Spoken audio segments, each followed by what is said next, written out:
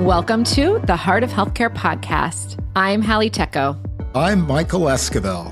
And I'm Steve Krause. And every Monday, we bring you the latest in healthcare innovation as we sit down with entrepreneurs and industry experts. So buckle up and join us as we figure out how to improve healthcare for all.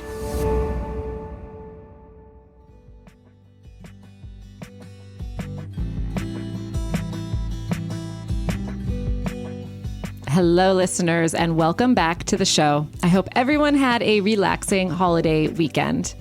Today, Michael and I are joined by someone we've known since the very early days of digital health, Sean Duffy, co-founder and CEO of Omada Health. Back in 2011, Omada was part of the very first Rock Health class, and it's been just absolutely incredible to watch the company evolve from a simple idea about digital diabetes prevention into one of the most enduring and now publicly traded companies in the space. First off, Sean, we want to congratulate you, not just on taking the company public, but also on joining the exclusive Second Timers Club of people who have been guests on this show more than once. There are only 3 people, so congratulations. Now I've made it. Who cares about the IPO? I'm in the Second Timers Club. Exactly. Sean, good to see you, my friend. Good to see you, Michael. So, we go way back to our offices in Chinatown. So many great memories. When you think back to that early version of Omada and of yourself as a founder, what do you see? I don't even know if you will remember this, but we had gotten interested in the idea behind Omada, and I heard of this person, Hallie, who was like maybe starting some sort of healthcare incubator, and I met you, and you seemed cool, and I'm like, sure, why not put my name in the hat for that? And it was the beginning of Rock Health, it was the beginning of Omada, and so to answer your question, I think that's just kind of a statement of how immature and nascent and new digital health was generally. You didn't have VCs that specialized in the space. There were very, very few companies. All the ideas were immature. The best you had was, here's a steps tracker. And so, it always just, as I reflect back on the Genesis days, it's just kind of a reflection on how far the space has come, which is such a privilege for healthcare innovation generally. Sean, what an amazing journey, and I've been humbled to be with you on a good part of that journey. But as you look back now, 14 years, Sean, what assumptions do you have then that have proven out wrong today? Yeah, I'll start with what remains true. The problem set Omada, endeavors to support with and remedy is the same. I think if you read the original brief behind Omada, you'd be like, oh, that's kind of what Sean's continued to do. So I think we've stayed very, very strategically consistent, worked to take the long road. Meanwhile, there are some things that I never thought, would happen. Specifically, it's the year of the Gs, GLPs, and GPT. I remember in medical school learning about all the failures in therapeutics for obesity. Yeah, and thinking it's probably never going to happen because your brain just has so many backup mechanisms that kick in to try to ensure that you continue to eat. So you knock out one and like 5 others come in. And so though I always hoped there'd be some version of a kind of therapeutic meets lifestyle approach to metabolic, I didn't think that would happen. And so that's just an enormous shift in the toolkit, which is amazing. And then specific to software, it's the most remarkable time in software innovation you could even imagine. The stuff we'd only dream about, when I was working at Google, is happening now, which is just, utterly mind-blowing. So, it's neat for us because, we're over a decade in. We've got strong foundations, strong partners, over 2,000 customers. And meanwhile, these 2 innovations come in that are the most transformative technologies one could imagine that I think are specifically useful for between-visit care. So I feel like a kid in a candy store being able to leverage these, on behalf of our members and customers. I remember just jamming on what does the future of weight care look like? Mm-hmm. And I don't know if you remember this, but we was just sitting around the office one day, and I think we thought that the next innovation would be more of an accurate calorie tracker, like somehow a continuous caloric tracker versus, glucose monitor. I think that's kind of what the direction we thought was more about the measurement. I don't think that we could have predicted the therapeutic aspect to what we've seen.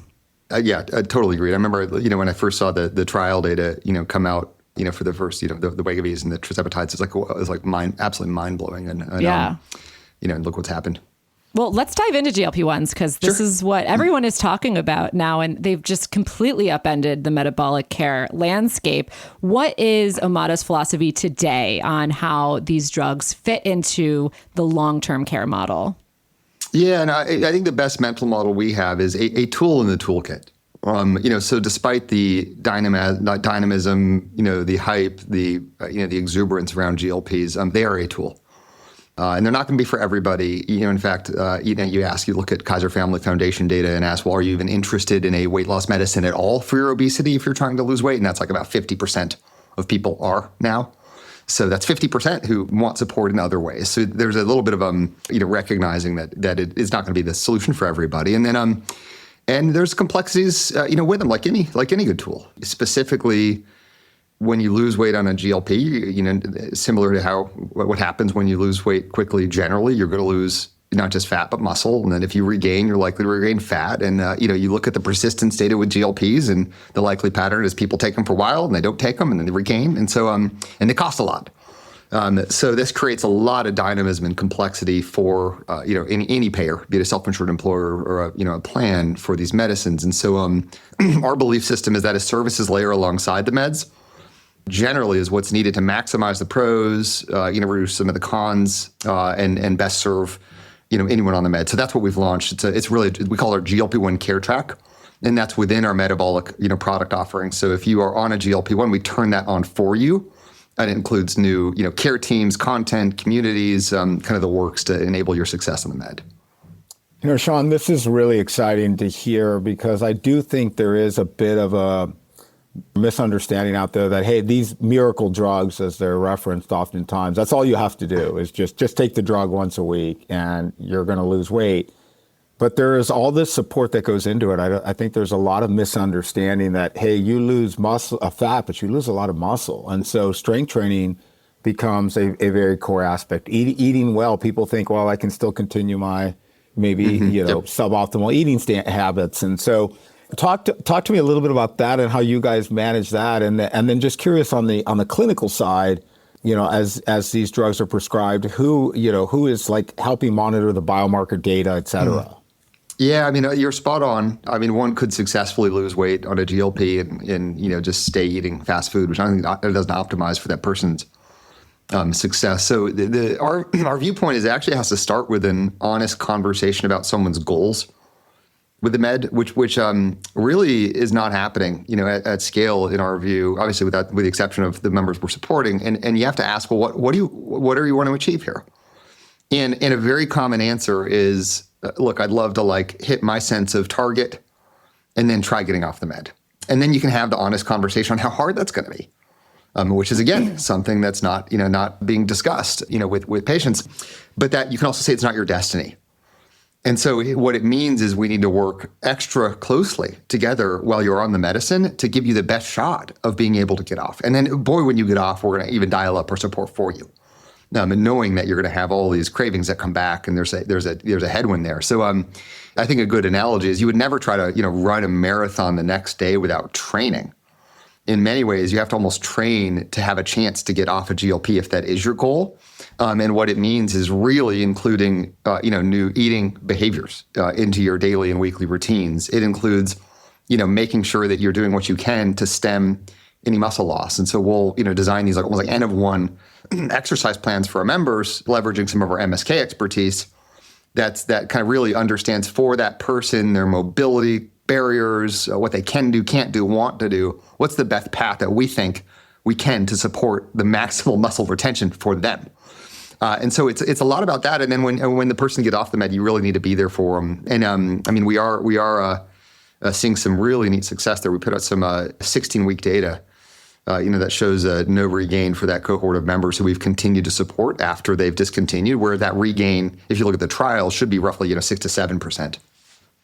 So Sean, there's the right way to do it, which is how you're describing it. But then there's the easy way to do it, which is what we've seen. We've seen dozens of GLP pill mills pop up that are selling low cost, direct to consumer compounded versions with absolutely no complementary support. In addition, they are actively advertising that you can lose weight without changing your diet, without going to the gym. I mean, just reckless advertising that we're seeing in this space, but they're cheap and they're working. I mean, it's working in terms of people are clicking on the ads and buying these GLP-1s through these pill mills. Well, first of all, how do you compete with that? How can we compete with that as a company trying to do it the right way? But also, like, what is the end state? Because it feels like there's going to be a train wreck at some point. Yeah, no, it's I mean, there's, like you said, there's a lot of variance in kind of the how here. And even on the consumer side, I think you see some consumer companies that, are doing kind of a stand-up job. And then many others where it's like, let's put as many ad dollars to work as possible to sell GLPs as quickly as possible. With no screening. Exactly, to anybody. So I think that's unfortunate that's kind of a truth here. I mean, Omada, we're only an enterprise company.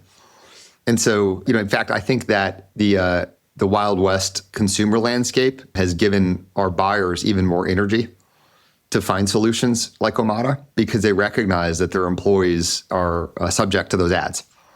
And so, we now work with over 2,000 customers. We really launched our GLP-1 Care Track because, a year or two ago, we really started to hear even more concerns from them and really shaped it against their needs and what they believed they needed for their employees and they helped kind of generate it. And, I think that dynamism in the Wild West landscape is creating more demand, for us. And then it's well, how do you integrate it?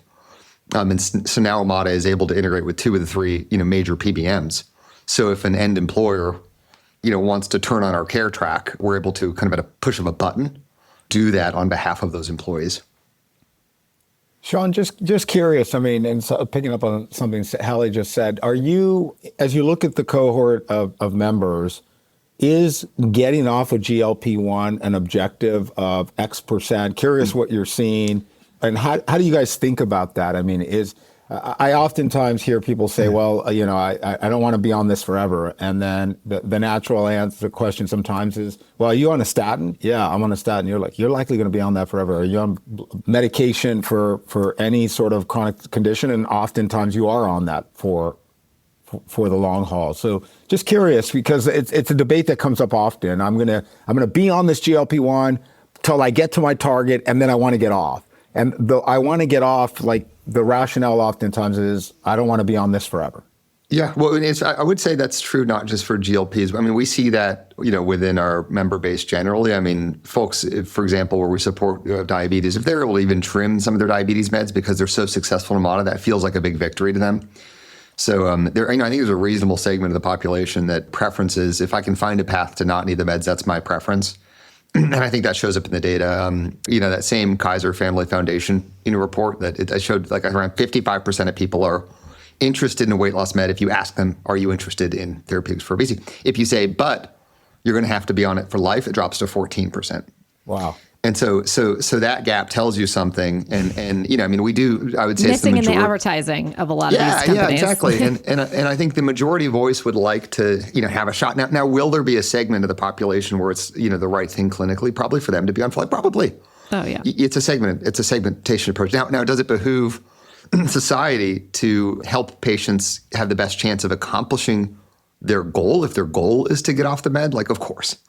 And so that's where we come in. It's really member-centric. We don't make any judgments, with our members. It's what are your goals? And we do find a very, very common goal is help me, maximize my success on the med and then give me a shot in partnership with you to get off. So we could talk about GLP-1s for hours, but I do want to make sure that we cover other things. Let's talk about digital health. You have been talking about digital health 2.0 and this next generation. And for listeners who might be familiar with the early promises of digital health, some of which perhaps didn't quite pan out, what do you hope that this new generation of leaders learned from 1.0? Well, it's interesting. The way I think of 1.0, it was almost incremental benefit on an existing system. So it's a great new platform to allow you to do telemedicine. Well, you're still just getting a doctor on a Zoom with a patient. Okay, a new thing that like navigates you or points you to the existing system. It's the existing system. That's kind of the real problem. So very little of it was the actual provisioning of care with different operating models, reimbursement models, structures, technologies. And I think there's kind of a next-gen 2.0 landscape where Omada's in it. Hinge is in it. You've got another number of other companies in it where Your goal is to actually deliver the care, but done differently. And so Omada, I mean, we are a provider. We describe ourselves as a between visit care provider. But in the very early Omada days, I mean, I took our trials to the American Medical Association and got them to issue actually what was then, the first ever digital specific CPT code, which was a Cat3 code that all it allowed was us to be able to bill. And so we could contract as a provider and file claims as a provider. And then we designed a different billing model that better aligned us with our customers. And then we published 29 peer-reviewed studies to show that it worked. And so that next class of companies, A, they're actually delivering the care. B, they're doing it differently. C, there's more evidence that it works, and there's more scale in customers. And that's really, really exciting because I felt just so optimistic over the last couple of years in digital health because I'm living in these conversations with buyers and employers in the landscape. Meanwhile, the investor climate's been pretty down, on the space, which I think is beginning to shift. Totally, Sean. Couldn't agree more. Hallie, you and I've talked about this a lot as we've seen the evolution of digital health.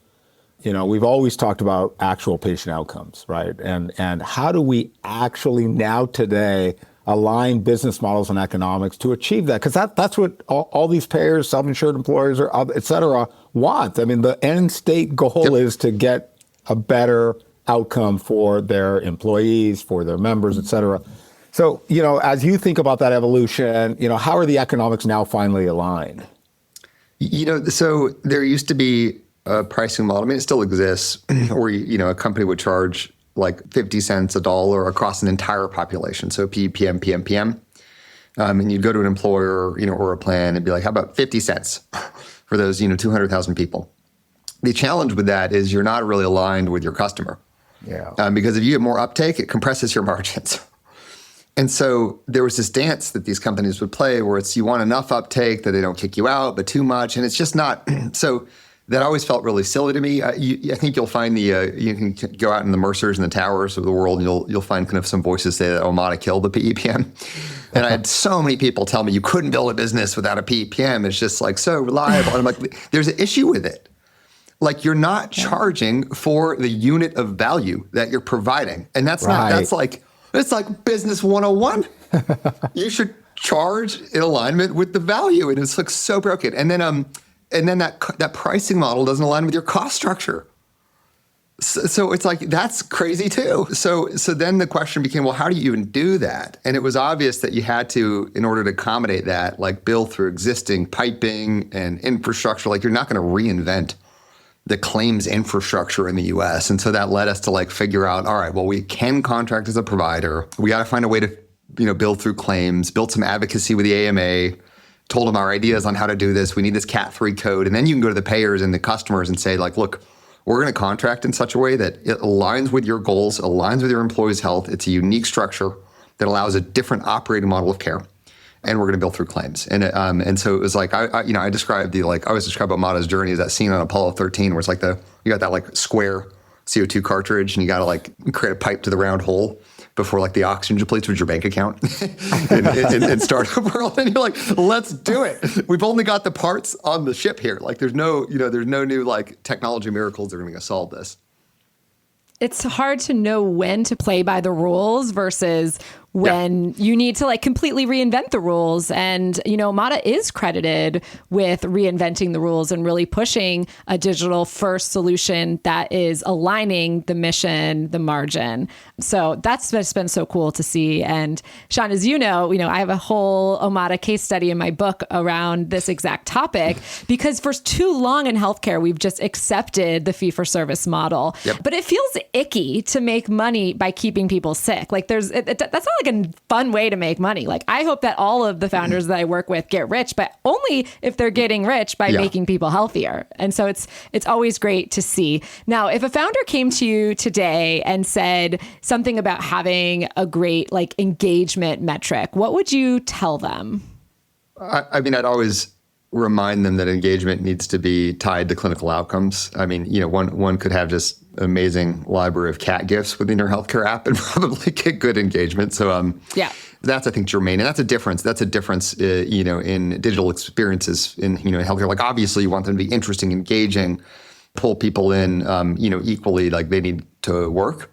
So engagement, if it's not in service of an outcome, something that doesn't, one shouldn't chase. And I mean, it's funny. I'm very cautious with that with the teams at Omada. I'll use food tracking as an example. Food tracking, we have amazing tracking features. We just launched, an entirely new nutritional intelligence experience where you, of course, can take pictures of the food and it categorizes it. Tracking should only be used for awareness over a period of time in a sprint. The end goal with any food tracking should be you've built a level of awareness and habits that you shouldn't track. You don't need to track. So while you're on that sprint, the engagement metric of using the feature, of course, matters. When you're not, it shouldn't. So it's you got to be cautious because if you have a PM inside your company that's responsible for food tracking, all they do is try to drive their users to track more food, but it's not in service of the broader clinical strategy. That's kind of a misalignment and a misstep. So I think digital companies in healthcare have to be especially cautious there. Engagement is easier to measure, though. It's easier to measure. Exactly. That's why we see it. Yeah. Yep. Yeah. Is there another concrete example of that you might share with our listeners? Where it's not about engagement? Yeah, go ahead. Yeah, and I mean, there's so many. I mean, just, one, I'll use, switching over, I guess we're on the theme of food tracking, diet approach really matters. Restrictive diets tend to not work, durably. So even though you may find a path to get more nearer term weight loss, there's not typically longevity seen. So you have to, it's really the best behavioral approaches tend to be anything on the menu, listen to your goals, try to optimize for more nutrient dense things that you like, that fit into your belief system, your culture, your ethnicity, your preferences. I mean, my best friend's Vietnamese, his mom lives with him. Him cutting out rice is not going to happen. It's a non-starter. Grandma's not going to let that. So you really, that's one example where you have to take a very centered, evidence-based approach. And that's in every aspect of the product decisions. Yeah, and Sean, what works for one person doesn't. There's these fad diets low carbs, no carbs, but I mean, and then fasting. You fast all day, and talking to the longevity experts over the last several years, intermittent fasting actually may not be good for you especially. It may be great for a lot of segment of the population, but it may not actually work, and it could be detrimental. It could lower your blood sugar. It could cause a lot of different harms. And so the sort of one size fits all solutions. It doesn't work. Yeah. Doesn't work, Sean. And it's depressing that that's the advertising and media efforts that we're seeing on social media and seeing in every way we interact. It's like a one size fits all. You see some of these longevity gurus. Oh, here's what I do. Yep. But what I do may not be what works for Sean or Hallie. Totally. And so sure. There's just a real, unfortunately, a lot of noise out there that is leading people, I think, down paths that are not optimal for them. We had a Omada member who was a Kaiser Permanente patient come to the office to share her story and brought the entire company to tears because this woman had tried so many different things. I mean, you name it, XYZ fad diet, had not seen success. The only reason she signed up for Omada was because her doc had said, I'd seen a lot of success with my patients, on this. And what she reported to the company, she was like, I actually tried to fail as fast as I could.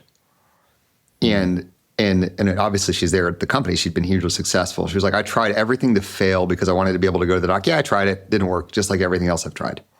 And what she said is, I kept asking Omada, tell me what to do. And you wouldn't tell me what to do. Instead, you'd said, well, what are your goals? What do you want to do? And that sounds so simple. I mean, it is simple, but it's that speaks to the chase the fad diet. I'm the authoritative expert. Specifically, I know the game plan for you. Sign up for it. Really, you got to invert it and understand the person, their goals, what they want to try, what they don't want to try, and shape an experience where you're mutually deciding on something. And then create shared accountability, and that the nuance and the art and the je ne sais quoi of how to do that digitally is very, very difficult at scale, and that's what we endeavor to accomplish for every member.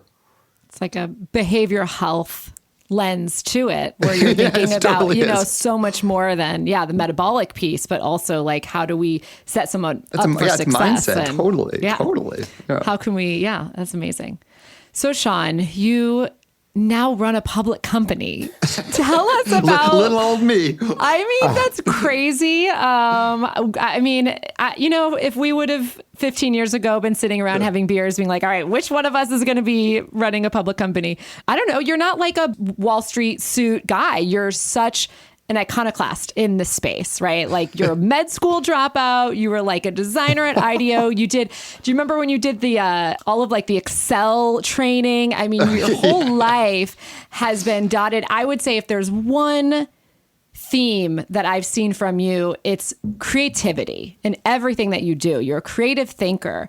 And now you run a public company. So tell us about this transition and what that is like. It is cool. What the neatest thing about it is it gives you a kind of a new way to reimagine the next decade, which is super fun. I mean, you're out meeting new shareholders and they're looking to underwrite a path to like enormous success beyond what they're seeing, in the numbers, in the same way as when you're pitching a Series A investor, they're looking, ahead. And so that's fun. It's like new energy. It helps you imagine an even bigger destination, which is great. Specifically the public piece. I mean, in an ideal world, the ops of the company, our level of maturity where it doesn't feel all that different. And so we've worked over the last 2 years at Omada really, really hard to make that the case. And this is one of the benefits of an amazing dearth of lack of IPOs. And I mean, we had the cash we needed. We chose to stay private during the COVID insanity, even though I was getting pitched a SPAC every 30 seconds. Good for you, Sean. Do that. Good for you. Good for you. I think this makes sense. Those turned out just great. That was, very tempting for founders, and you definitely dodged a bullet there. It never really made sense. So you focused on readiness instead. Yeah, totally. We're like, well, great. Let's ideally build a path where it feels like a non-issue, because it's a moment in time and it's a financing. Like I tend to be a little bit more oriented toward the Reed Hastings, Bill Gurley, Keith Rabois. Like there's so many benefits in the accountability of being public if you're ready for it, versus the like Michael Dell, like stay private forever. Because I think the discipline that's required in the public landscape, if you harness it in the right way versus the wrong way, it actually accelerates the mission. And I think even if I look at the readiness efforts the last years, I think we're running a better business. I think we have a better chance to impact more people and ultimately like achieve our mission, which is to bend the curve of disease. So it was never a dream of mine to like be a public company CEO. It was a dream of mine to build a huge business that like helped a ton of people. And bent, it became obvious to me that being public is the best way to achieve that. Sean, I love it. Can I bottle up that answer and share it with so many of my late stage companies? Because I do think the discipline, the awareness that comes with the responsibilities of being a public company just make you a better business. I fully agree. Yeah. And Sean, no better indication of that than Q1, right? You guys had a fantastic Q1. I think it was your largest in maybe Omada's history at 55 million as reported.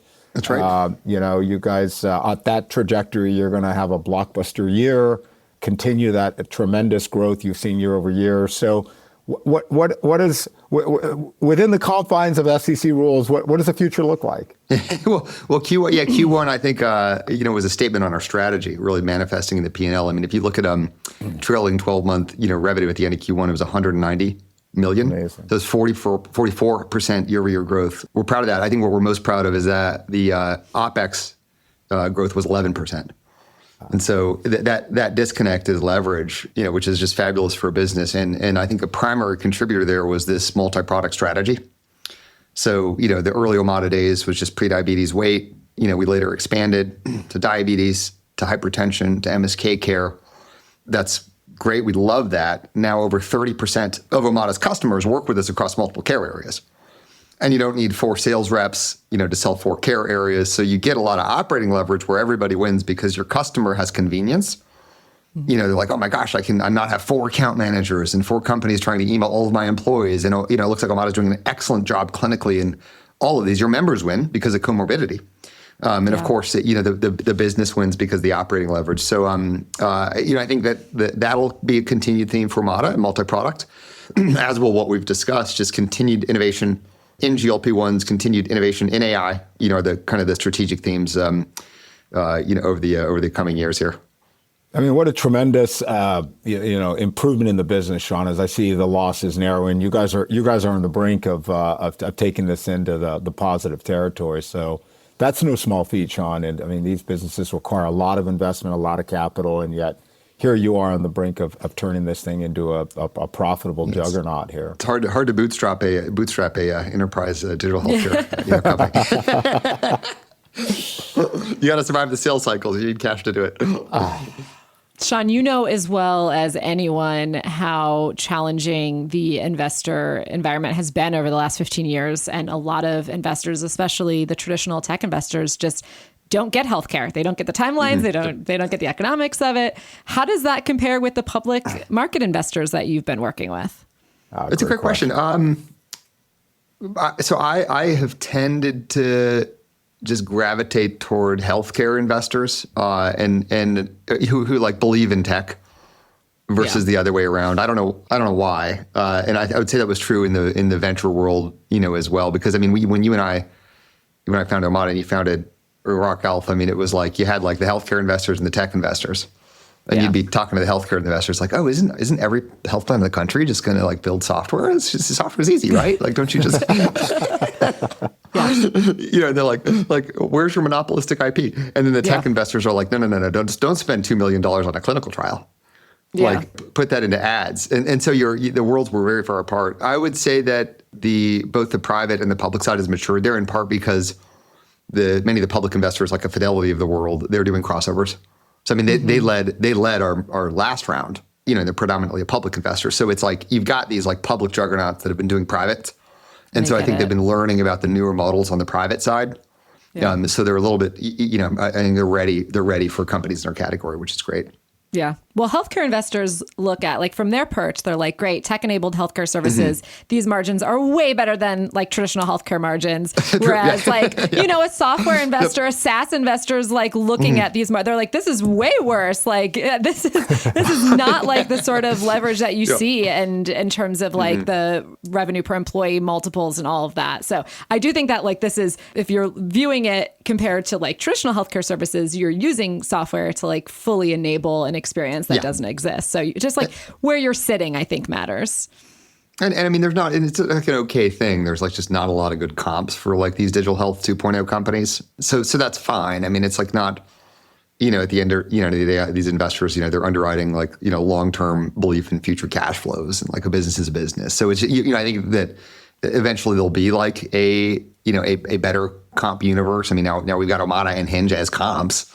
And Sean, look, you guys, at least as reported, you had a 61% gross margin. I mean, you guys. Q4 was just under 69 too. So wow, Sean. I mean, so look, it's proving out, right? That you can create great margins in healthcare where you still have coaching and humans involved, and this is really exciting for the industry. For me, we don't have the capex of a clinic that we got to spin up. So exactly, and so it's exciting as a guy who spends as much time as I do in our sector. This is a really great role model for others to sort of look at and say, yes.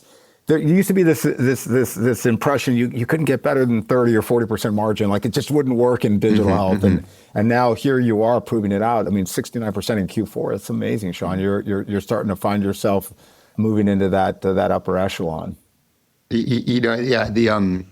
think one of the best decisions we made, which we did it by necessity, not choice, was to build out our version of our EHR entirely ourselves.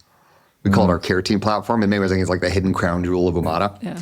Because it's like we looked off the shelf, like nothing was going to work. It's so counterintuitive. I know. Yeah, it was like you can't like. Let's build an EMR. Well, because you couldn't. I didn't. It was going to be so expensive to do it. But like, I was our first health coach, and you just like watch a weight chart and pray what to say. So it's like now it's super sophisticated. Like we use it for operations, personalization, like feature. It's like so our care team members wake up with like an organized inbox and all these really neat tools, and that's the only way to accomplish a margin profile like we have while retaining quality. Yeah. That's so interesting because when I think about the buy versus build question that founders tackle within the healthcare services space is like obviously as you mature, building makes a lot more sense. But in the beginning, using as much off the shelf software as possible to, prove out an idea often makes sense. But what you're describing right now with building your own EHR is actually that's your IP. That's your enterprise value. It's more than just like it was customized. Like that's also a business decision. Yeah, no, for sure. I mean, we're proud of it. I mean, we've occasionally, like in sales processes, shown it to potential partners, and we've had a number of people be like, "Could we license that?" Yeah, right. You're like, that's like a whole our other business. case managers would look. No, it's not strategically in focus right now. Yeah. Well, to wrap up, when you reflect on the founder's journey and all the long hours that you and the team have put into this, the uncertainty, the ups and the downs, what's just one piece of advice that you'd offer, aspiring healthcare entrepreneurs who are on their journey today? Why? It's funny. Building any business is grueling, and it's like every overnight success is 10 years of just extraordinarily hard work. I mean, look at every story that like, oh, overnight success. It's like, boy, was it not? So there's a piece in that. Yeah. It's like, you know what I mean? If that's what you should expect, like find a way to like almost not enjoy the suffering, but like be zen about it, and make sure that you still believe in the cause and like just stay at it and like stay determined and like just always, the only way like to get out of like hell is through in many instances. And so some of the funnest moments for Omada were actually the hardest, or those ones you remember the most with your teams where you're laughing and you're like, it's got this battle that feels existential at the time. And I think that's just a truth. So I think staying determined and gritting it out is really the most important thing, because like it's always a luck and hard work, and the longer you grit it out, the more chances of luck come about that you can like run through. And I think you asked like successful CEOs and operating teams, executive teams, like what if you had to name one attribute that allowed you to pull it off, what was it? They'd probably just say like determination and grit. So if it feels painful, don't worry about it. It is just stay gritty, toward the mission, and it'll work for you.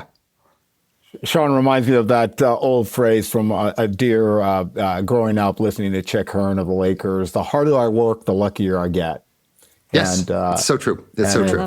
It's just really inspirational. Sean, you're just amazing. So grateful for everything you've done for our sector, and having Omada lead the way. And hopefully this opens up the floodgates. I'm really proud and excited about the number of companies that seem to at least be thinking about public company readiness and really investing time. And, I know at Fenwick, we have a number of IPO candidates that are in various stages of public company readiness through S1 registration statement drafting. So it's a really exciting time, and Omada has been at the forefront of driving that. So thank you. Well, thank the two of you for all the contributions, not just to Omada, but the space along the way. I miss our in-person hangouts. We got to get one on the calendar again.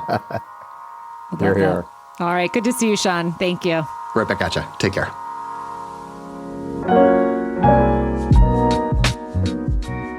Thanks for listening to The Heart of Healthcare. If you enjoyed this episode and you'd like to support the podcast, please leave a rating and review, and don't forget to subscribe.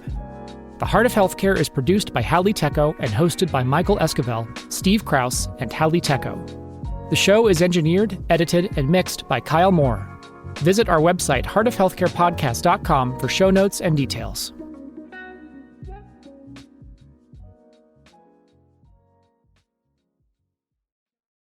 In the time it takes you to actually board a flight from Group 8... Now boarding Premier Altitude Elite Club members. You could have bought a Hyundai on Amazon. Visit HyundaiUSA.com or call 562-314-4603 for more details. Limited availability, pickup through participating Hyundai dealer in select markets.